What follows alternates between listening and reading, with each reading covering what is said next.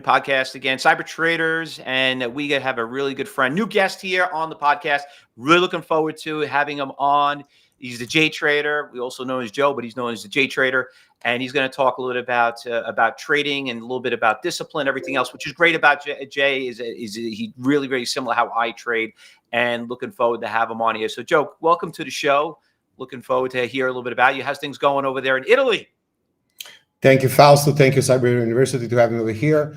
Everything is good in Italy, but thank you for having me over here. My family is actually sick. So right now I'm halfway into trading, halfway in helping them to recover. But, glad to be here with you. Yeah, I know you're supposed to be on last week and things happen. We all get sick. I mean, listen, is it a fluke? Because it's really bad around here too. I mean, and it's really, really bad. It's not like a little rough. So you look good though. Thank you very much. I still train a little bit. You got your color, you're fine. Your hair's looking good, so it looks like you're ready to rock and roll. Thank you, Fausto. So the funny part is Joe is a little bit he's a paisan like me, and it's funny that Italians like to trade. I don't know what it is. I mean, here in New York too. I mean, my parents came here from Italy. I'm first generation Italian. Everyone's like, it's a lot of Italians love it. But how did you get into it? So I call him my uncle, but actually the cousin of my mom, his name is Jesse, and he's a former trader in New York from of an important bank. So he used to come to Italy when I was very small, 10 years old, and used to have a lot of money because he was paying the trip for me and my family from San Marino to Rome, the best hotels. And when we were going around, I still remember he was stopping at the banks, looking at television. And I used to ask him, what are you looking at? And he said, I'm looking at the ticker. Why? Don't your parents invest? Well, my parents had mortgage, debts, so they couldn't really invest in the stock market. But I saw, and he was telling me, I made money over here, I lost money over here. And this was in the 80s, 89, 90. And then years after, when I was 17, I grew up, with this idea to have something more in my life, because then I want to have the rough life that my parents had. So not being able, to go on vacation when you want, not be able to buy things because you cannot afford. And I know that a lot of traders out there that are listening to us, they have the same situation or they live the same situation. What I can tell you is that, the first thing is, I had a dream, really. I had a plan to do it. And actually I just risked everything, because life is always a risk. And I went for it. So I started trading between 17 and 18 years old. Okay. And it was a little bit of disaster at the beginning because I had no knowledge. So imagine a newbie, getting into trading. At the time we didn't have so many chat rooms right now, it. It was 99, 2000. And I was trading Italian market. And the first money that I put into the stock trading market, I simply lost it. Lost it because I didn't know what I was doing. And better than me, if you don't have a strategy, if you don't have a risk management, I didn't even know what it was, a risk management. I mean, I blew up very, very fast. I think 40 days or 1 month. And my parents were looking at me because I was still living by them. And they were saying, actually, Jay, you sure you don't want to go back to university? Because, I simply left the last year of high school. I finished my school at night, and I said, I want to take 1 year break. If I can become a good trader, I won't go to university. If I'm going to fail in 1 year, I'm going to take, banking science in Siena University, which is actually very next to me. Tuscany, very good. Mm-hmm. So it's funny. You sound exactly like me a little bit. My parents, same thing. I blew up my account at a young age, messed up. And, and main reason I screwed up is just being ignorant, being a 22-year-old kid when I started, but we just love the whole market. I mean, like you said, your uncle is here in New York. This is our financial capital of the world. So we do here. But what I've learned is that my father's like, listen, go work for somebody, learn from somebody that knows what they're doing, have a mentor, and go from there. And that's really where it started. But you've been in this business for a very long time, it sounds like. So what you told me that you had a little, you took a little break at one point and you got back into it. Is that right? It's true. So I did more than 10 years until 2011, 2012. And well, I think everybody talks about, how the stock market gave you a lot of money, how beautiful it is. I mean, I used to dream still now about the stock. Sometimes on Sunday I would like to trade or, be in the market. But also, I would say nobody talks too much about the downside of trading. So the depression, Right. the anxiety. I suffer from panic attacks because I became a mad scalper, especially on the Italian stock market and on futures, the FIB, the Italian future, and I was overstressed. Then you also have to consider that when you have panic attacks, it's just also an exploit. I mean, like it's everything like building up till a certain point that you have a panic attack, and that was like frightening. So I decided to take, some step backs from trading full time, and I simply, went on swing, became like investing more, and I did that for 3, 4 years, and until I came back 2016 and 17 to study again the stock market. You But talk about having a panic attack. There's a lot of people in here, a little bit older too, also, and they don't understand like that's a bad sickness. It really is. Like a bad anxiety. Some people just don't get it. I have family members have the same issue, and you have to. It took you a while to recover from that, it's but true. but yeah, that's what I usually tell everyone. Just because I have a lot of new traders that always want to get into it, and they're like, I just can't deal with the day trading and stuff. Like you're doing a lot of scalping. For some people here know what scalping is. That's like getting in and out of a trade constantly, you know. But yeah, so and it also kind of teach you a little bit more how to be more of a swing trader, also. But when did you get back into the active market then? 2016 and 17 because 17. Okay. I was doing other businesses. So I run other business over here. Um, and my father told me, why don't you go back full-time trading? I mean, you love it, you still watch it every day. But I didn't feel until a certain point that, I joined the room, and this my friend smashed the bid. Scott, I really own him a lot. He was my mentor in 2016, 17. And I just want to also give my best wishes to him and his family because he had a bad accident. And since the last 1 year and a half, he's not trading anymore. Oh, So he's not sorry to hear. anymore, in the market, but it really helped me a lot. And I think that every trader out there, being that he's a newbie, advanced experience, coming back, had losses, good wins, I think he needs a coach. Think fast about you. I mean, you're an incredible coach. And what I say is always, whenever you are an athlete, you can We be are. LeBron James, or you can be the last of, the newbies, the novice basketball, players. You always need a coach, right? Right. That coach needs to be able to get out the best out of you, and not every coach will be the best fit for you. Also, I know so many coaches that are not the best, like basketball players, or they're not the best golf players or tennis players, but they're able to give you the best knowledge. They're able to push you in the right direction and make you able to become successful. So that is what I look, into a coach when I found Smash. So, getting back into now that you've been doing this for a while, and now you came back in that time. What have you been finding? I mean, you do a lot of mentoring, don't you? You teach a lot of people. I know you run a very successful Discord channel. Is that right? Yeah, Yeah. yeah. I don't trade too much anymore because I think I've done that. Now my focus, my joy is to mentor traders, to help them, teaching them the strategies that I use, the strategies that I back tested. We have a similar system, and for me, trading the market is based on statistics and data.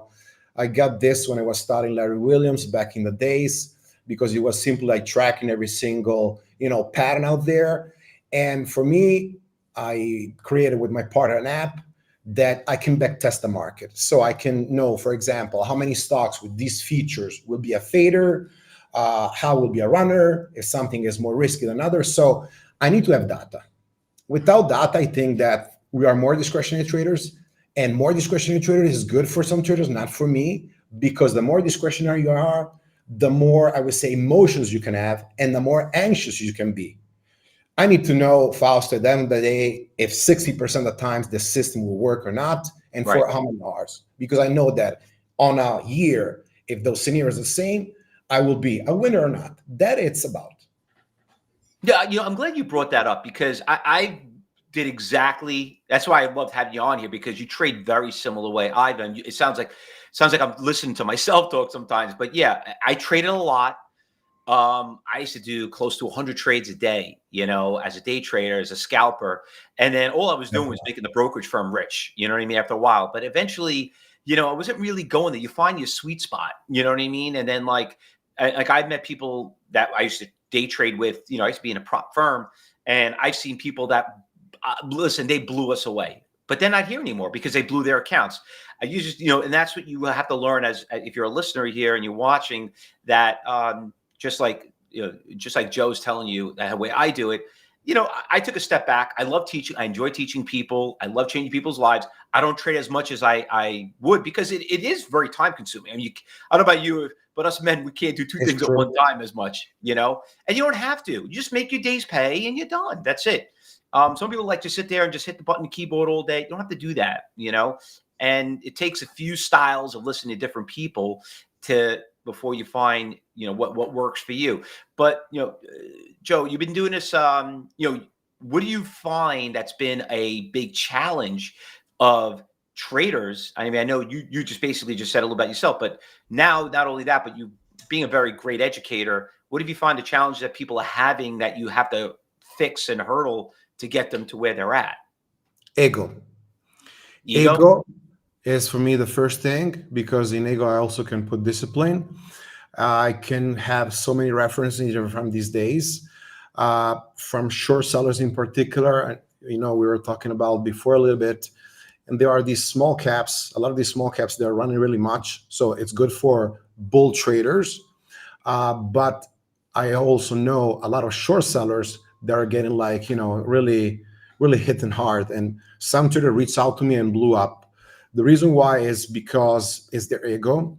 So it's like, for example, not respecting a stop loss, wanting to be right at any cost, adding to a losing position, beyond your risk, and not really listening to the market, to the setup, but more listening to themselves. I did these errors. I blew up more than one time. I took losses.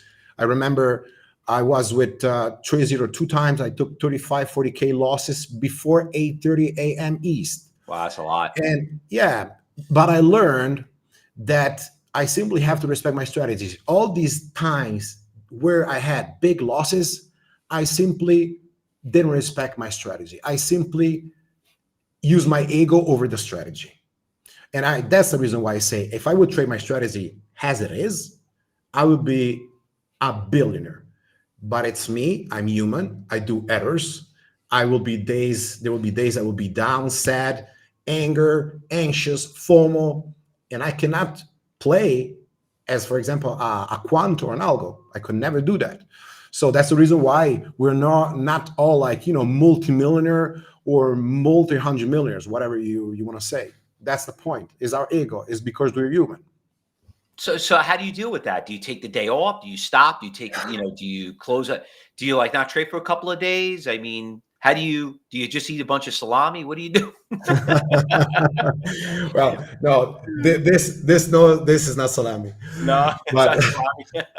no, but I would say the first thing is a mentor really helps. So even for me to talk with traders helps, a community helps, because you need to stay with people who surround you and know what you feel. I'm very lucky because my mom and my wife, they know about trading. So I can talk to them, and my wife knows what means, taking a serious loss, because she tried. She did it too. Okay.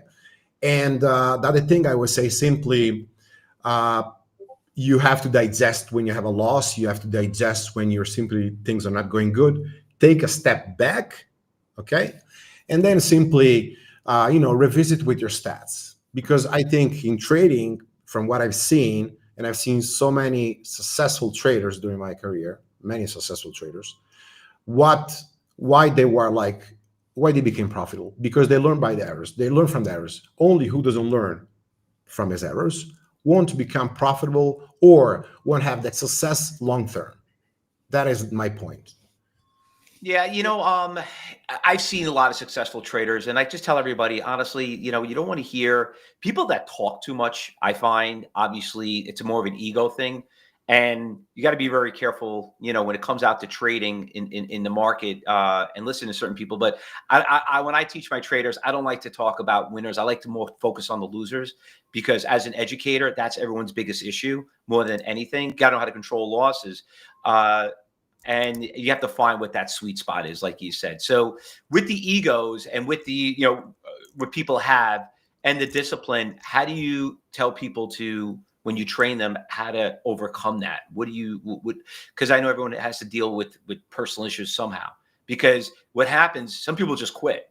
And they don't, I tell people all the time, they're like, you lose money. And like, yeah, I'm losing money, but I'm still doing it. I'm like, that's good, because that means, you learn, there's an opportunity out there. So what is your goal that you kind of teach them a little bit and explain to them what they need to do? So I would say there are 4 points for me. I like to be very systematic. The first point is to have a plan. And this plans means every single day review with a report card giving you grades, what you did good or wrong. Second, I would say is something that I've seen from professional traders much better than me, that they go back and replay their screen when they want to learn. I know that this is boring, but simply the day finishes or you're on the weekend, you take some hours, you review the tape, you review the order flow, you review the price action, and you simply can retrade, with so many apps out there right now, the market. So that gives you experience. It gives you like an imprint in your mind. Imagine like, you play tennis. I like tennis so much. Sinner now is the number one in the world. He's Italian like us. And what he does, when he wants to make a forehand or wants to make like a smash, doesn't he replays it, retrains 1,000 times that shot? Yes, he does. And the same thing, the same way we should do it. When we trade, let's say a VWAP bounce or VWAP rejection or a stuff, how many times we need to see that pattern before it becomes like part of us and we're able to manage it. So I think replaying and also retrading really helps a lot. The third thing is, I would say you have to keep like a blog. And I had like experience with that, because sometimes you say, I don't want to do these things. I want to simply trade, go away, maybe, go have like a burger, something to eat, and that's it. It's wrong. For me, the most important part of your trading day, or is, as soon as you finish, or you can come back the morning after, but you have to review what you did. So like a blog, because a blog, you can say, okay, I didn't feel good. These were my emotions. I had FOMO. So you can see at the end of the month, the points where you need to improve or what you did good. And of course, let's say we have some points to improve, maybe emotional. Okay, let's find how we can improve them. So like, you are sick. I'm not gonna simply give you a medicine for the whole body, but I'm gonna give you a medicine for that organ that is not working all right. So you need to be like, a doctor, do the analysis of yourself, dissect it, and then cure it. Yeah, same thing. I tell everybody, we give out journals, and you got to journal yourself, and you just got to see where the mistakes that you make. Now, regarding about the market, let's have some fun, because a lot of people keep asking me, and they want to ask you too, because I tell everyone here, you trade very similar way I trade. We come from the same background. We do a lot of scalping. We use the same software. We use the level, the order flow and all that stuff. What have you noticed any changes, or you think things are still consistently trades exactly the same that's going on at the market? And any changes there, or anything new that you've seen differently that is changing the way you're looking at the market a little bit more? I know you said that you're taking things step back, but overall, we've got a new president that's in there and all that stuff. Do you see anything different? Yeah. First of all, I was looking at the market by, I would say, the volume that we're having in the market. Okay, and not looking at large caps, but making an example in small caps. I could bring by an app every single year the volume that was traded, and there was an increase since 2015 in small caps, exponential till 2020, 21, which was like the highest peak of volume traded. Then 2021, 22, it faded a little bit. 23, 24, but especially 24, 25, the volume exploded in small caps. Yeah, I know. And and I can tell you that the volume 2023 was around 3 million volume pre-market trading small caps with gaps above 20%. 2024 was 12 millions. 2025 right now, it's only 2 months in, but it's 26 million. So you have to be very good to trade, a lot of manipulation, a lot of algorithms, quants, hedge funds. So if you are a newbie and you don't have like a mentor, you don't have like a room that helps you, you don't have like a team around you, you don't have the stats, it's very hard to succeed. That's what I feel like telling traders. This is not to come in my room, or this is in general. You have to be very, very good. You have to study. You cannot pretend in 1 month. Don't trust those people that tell you 1 month you will make 10K with 1K to start, because it's impossible. Trading requires a lot of time. I took so many losses. I share my losses every single day in my room when I take them. But the point is, from these losses, you have to learn. Otherwise, you will never like become a better trader. And I believe that, Fausto, from everything that I read from you, I saw so many videos of you on YouTube from from Bookmap and other. You have the same point of view. Am I right? Yeah, the same exact thing. And and everybody here, and Joe's going to share his how to get into his trading room, and even mine's on the top right hand corner on that QR code. But it's very important that we all have to be on a team. I talk to people all the time. A lot of my students, and almost every one of my students in my trading room, I consult all of them because I want to make sure, Joe, that they're the right fit. It's for them or not. Because number one, it's going to be bad for the room. It's going to be distractions in interview. And I tell everybody that you want to make sure that you are. But there's too many people, like you just mentioned, new traders here have to understand you cannot do this by yourself. You can't sit in your basement, think you're going to try to figure on your own, watch about YouTube videos, try to like get the guy from Thinkorswim, to walk you through your platform or Fidelity, whatever you're using. You're wasting your time. You're wasting your time. You should be interviewing people and being in events like this. So I'm glad that you brought that up, because that's a hurdle that new traders here have to understand. And the traders that are new, been here, and some of your traders in here, and some of mine, a lot of people on social media are here. I guess they had some found it the hard way, but some people had to find it the right way. Now, regarding about the market in general, where do you see it going? I mean, like, what are you doing differently? Maybe you could share us your screen a little bit, show what you're looking at a little bit more, what kind of stocks, because there are a lot of stocks I know you were trading that I was in today and this past week, and I want to see your thoughts on it. And I want to share them. I want to see how you're looking at it versus how we're looking at it.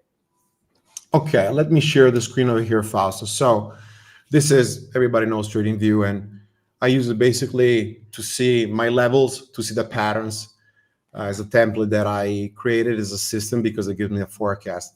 So two different, I would say, class assets of products. One is the small cap land.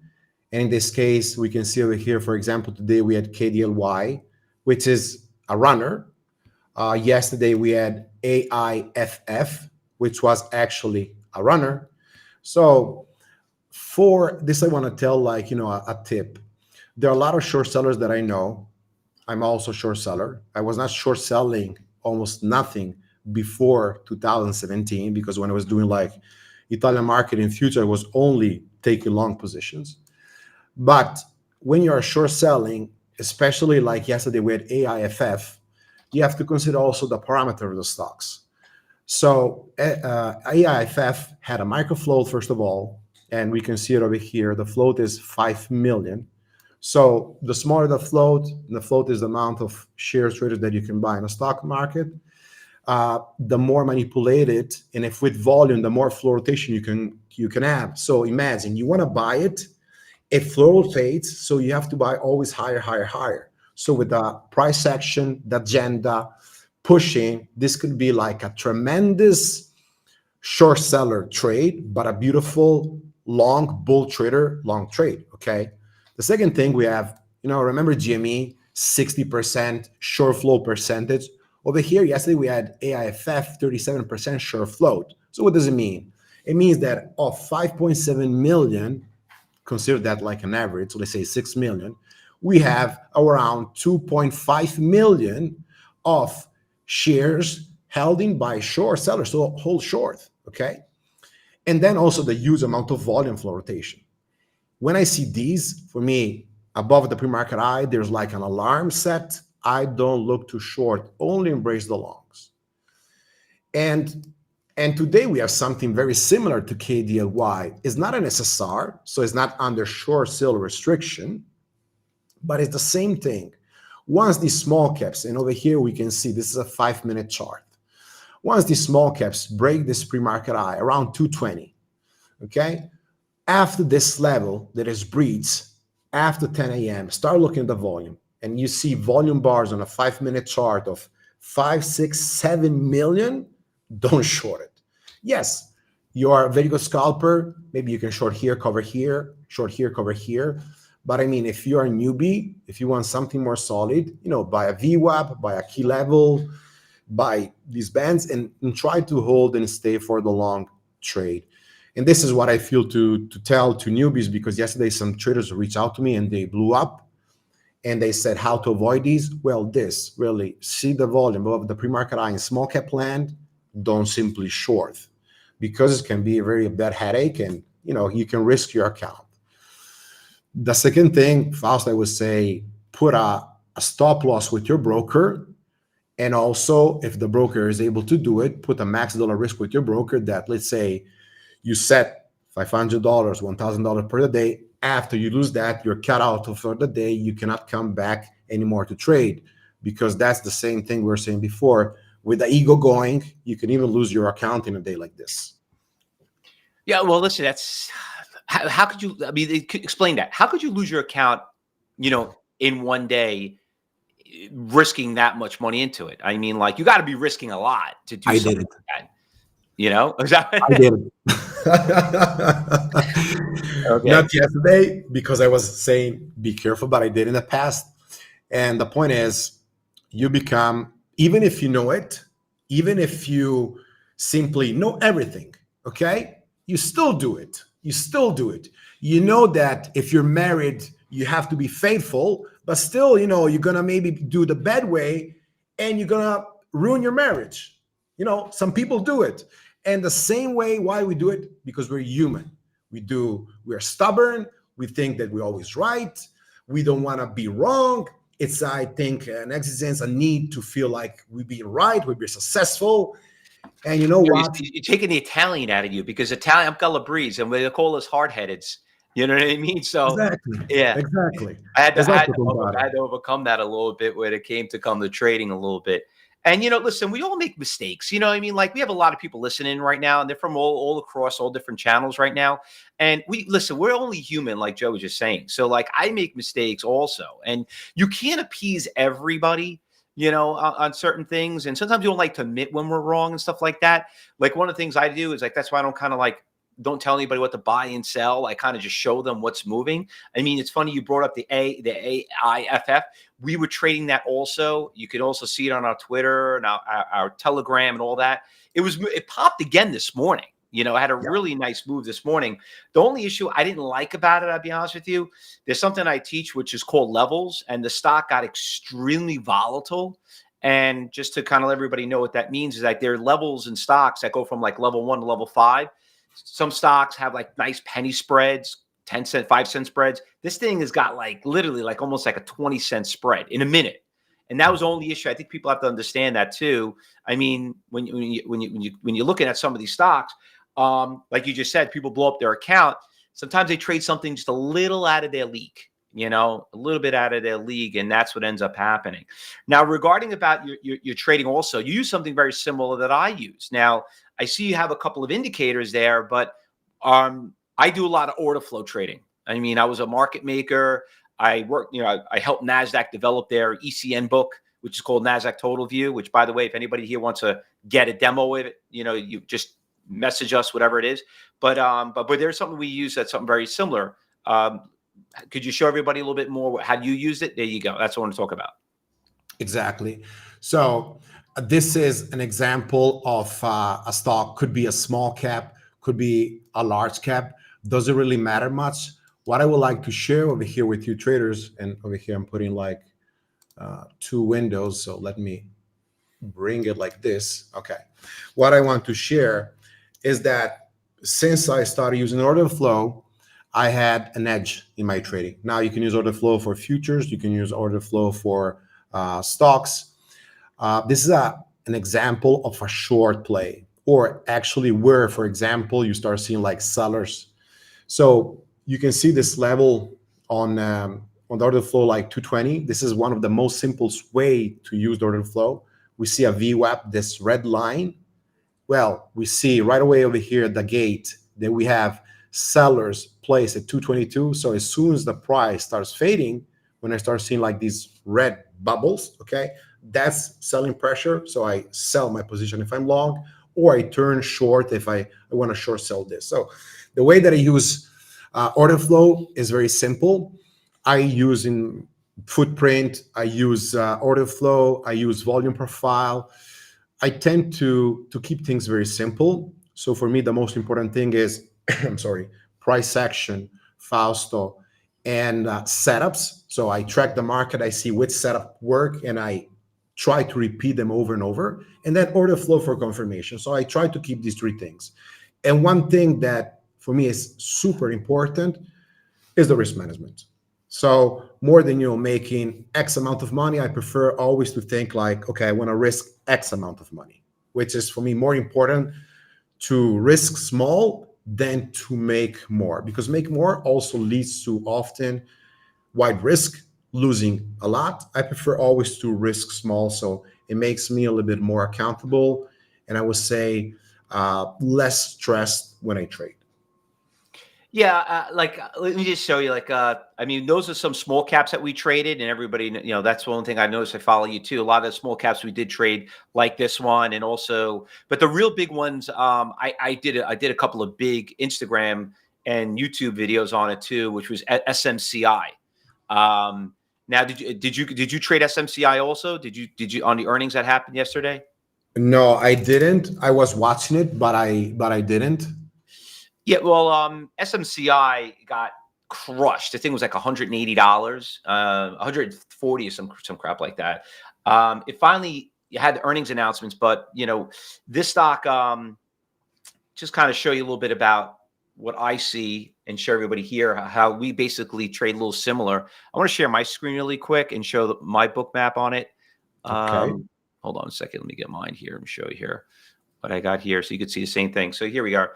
So you guys can see this right here. So 9:30 is here in the morning, and you can see right now where orders showed up. And if you go straight across, there's a lot of resistance right around 45. And then you can see what we call like a 3-layer cake. You got 200,000, 250,000, 300,000. So you can see how it just did what's called a slingshot. And it came out of the gate around 42, shot up, got right close to that 44, 45, and now it's going down. So, for everyone here, I mean, what we're showing you, they do this on every stock.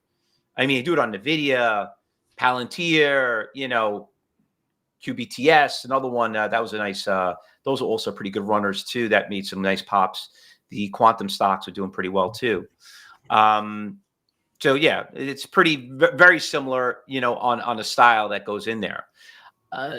Yeah. And so Jay, Joe, when it comes to trading, what do you see moving forward as in some stocks that you're going to be focusing on? And for some newbies here, what should they be looking for, regarding about the market in general?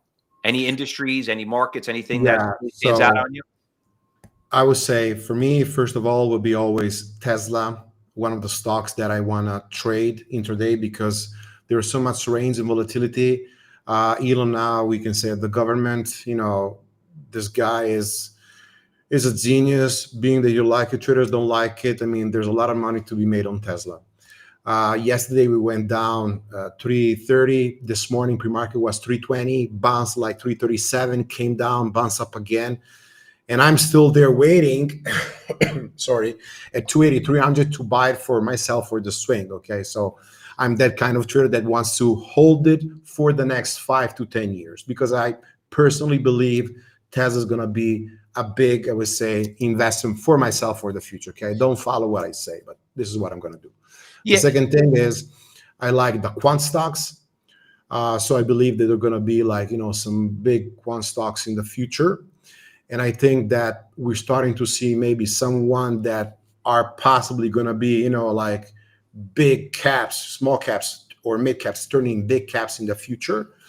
I don't know too much about Nvidia, so I don't know about the company for the long term.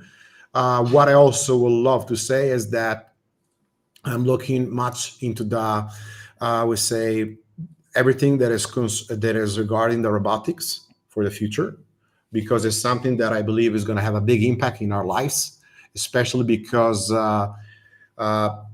in the factories and everything, I think in the next 5-10 years we're going to have like simpler revolution, and we'll have like robotics in every field of our life, every aspect of our life. So I believe those companies are going to be like having some big moves.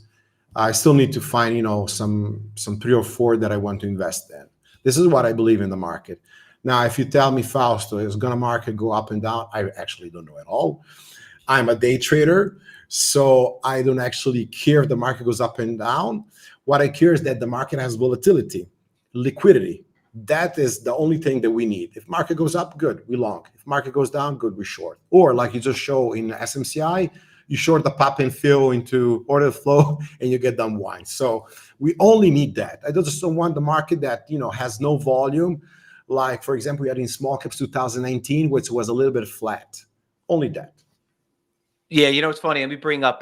Let me just share that Tesla with you, because we were talking about that this morning, and so some people here don't know this. Tesla does have ETFs too, because you're talking about Tesla, and you don't have to trade Tesla, because some people they go out there and they'll look at it. Well, I can't afford Tesla; it's expensive. You know what I mean? You could trade ETFs. Don't ever think about trade the options. By the way, do you trade a lot of options or no? I used to. No, my mentor used to do a lot. Right now, I don't do it. Yeah, I trade more just a stock. I mean, you got to, but to be a good, by the way, I tell everybody this and it's listening. You want to be a good options trader, you damn well better be a good stock trader first, Yeah. because it's the movement of the stock that makes the option move. But yeah, I was watching Tesla, and you know what? If you look here on the long-term chart, here's the ETF. It did take a really big hit from 42 to come down. And, you're in Italy. I mean, we're here in the States. Some people don't know this, but he is getting a lot of scrutiny beyond the Trump on the Trump train, and the Doge and Dodge, what he's doing over there, and cleaning up our government's spending drunken sailors out there. So, you're getting people, you'll get the people that are going to be, they're going to say, I'm not buying a Tesla anymore, whatever it is, but this guy really doesn't care. He really doesn't care. So, not to get political and stuff like that, but at the end of the day, I don't really see anything that's killing it. I can say this, that, he is buying other, like I'm a fan, like you said, a lot of the AI stocks are doing really well. I've been talking a lot about Palantir. That stock's been doing great. The stock, I remember the earnings was beautiful. yeah, they were right here. We killed it. I did a nice video on that too. When we actually traded it, we own it like right around here, around 65. I can't believe there's people I know that own it at 20. But getting back to this, what you call it, they're in the AI business, like you said. I'm a big fan of AI. I'm a big fan of robotics. I'm also a big fan of nuclear. Nuclear has been doing really, really well in quantum stocks. So if anyone's here looking to do it on a long term, definitely, like you said, we're, as a long term investor, a swing trader, these stocks have been doing pretty well, as it comes in the market. But like you just said earlier, you and I'm a day trader first.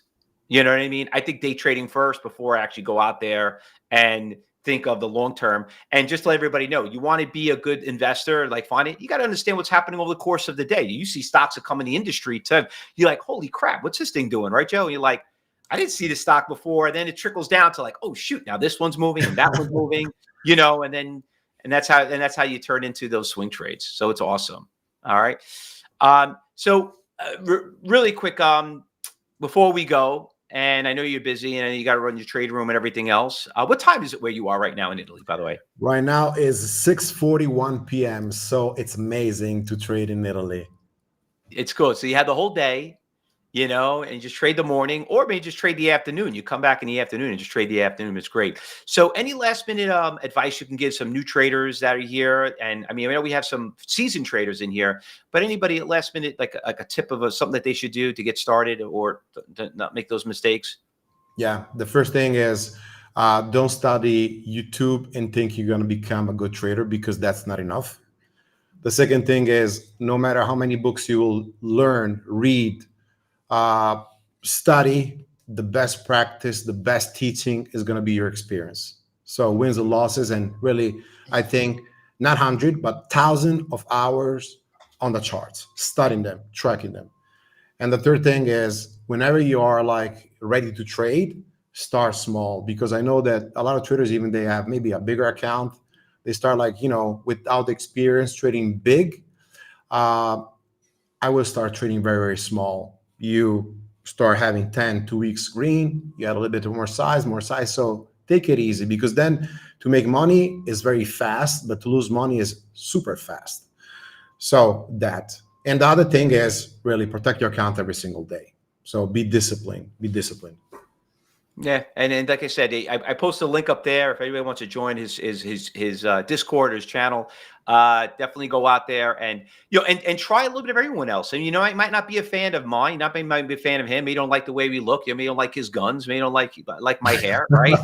But that's okay. I tell them. Some people don't like my New York accent. They tell me, they get offended, and I get it. It's great, but you got to trade with somebody, and you got to trade with a couple of people. Just don't make that mistake doing it on your own, because you can do a search on AI and ask them like, what's the failure rate, success rate, and it says, oh well, it's not a really big success. It's like a 90% failure rate. You don't want to be past that that big 90%. So there's the link, everybody, if you want to go join them, and if you want to come and join my trading room, it's on the top right hand corner. Just take your phone, you can scan that little QR code, and we're here. We monitor all day long with that. But Joe, thank you so much for being here. Looking forward to having you on the next upcoming event that we're going to do. Look forward to it for everything. And for everybody else, we'll see you back here on Friday for the next podcast, where we're going to have Game Sports come on, and I'm going to talk to you about how you could take your kids that are professional athletes and put them on an app, and they could get recruited by colleges. Really, really cool. Another really very interesting. You're a soccer fan? Yeah, absolutely. I saw just last night Real Madrid against Manchester City. Yeah, so I got a company right there that's very well known. They built an app where when they want to get recruited, now they could actually showcase their team, your student on there, your child on there, which is pretty cool. So look forward to seeing that. But Joe, thanks a lot for coming. Everyone, we'll see you again here at the Cyber Expo at Cyber Traders. All right, everyone. Thanks for listening, and we'll have some shorts made up. We'll have this posted up in the next few hours, and we'll so look forward to see and